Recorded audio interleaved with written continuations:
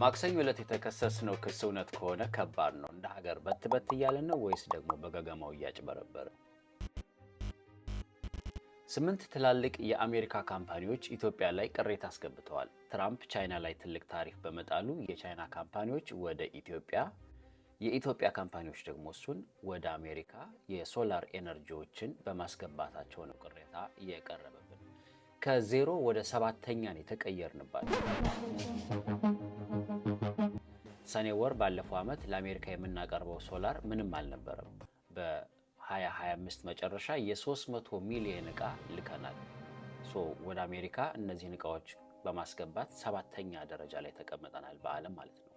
ፈርስት ሶላር እና ኪዊሴልን ጨምሮ 8 ካምፓኒዎች ለዩኤስ ኮመርስ ዲፓርትመንት ጉዳዩ ይጣራልን ተጠራጥረናል ብለው በይፋ ጠይቀዋል። በኢትዮጵያ ቶዮ ሶላር እና ኦሪጂን ሶላር ከፍተኛ አቅራቢዎች ናቸው። ነገሩን ውሸት ነው ብለውታል። ካምፓኒዎቹ ያሉት ነገር እውነት ቢሆን እንዴት ታስቡታላችሁ? ብልጣብልጥነት ነው ወይስ የጨበጣ ንግድ ነው እያደረግን ያለ ነው? ኮሜንት አድርጉ።